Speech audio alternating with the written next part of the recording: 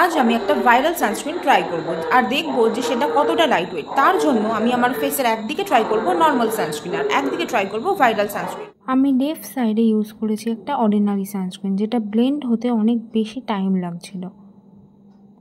আর right সাইডে আমি viral সানস্ক্রিনটা use করেছি, যেটা খুব তাড়াতাড়ি ব্লেন্ড হয়ে গেল। এবার আমি টেস্ট করব যে কোনটা বেশি লাইট ওয়েট, আর রেজাল্টটা তোমাদের সামনেই আমি দেখাবো।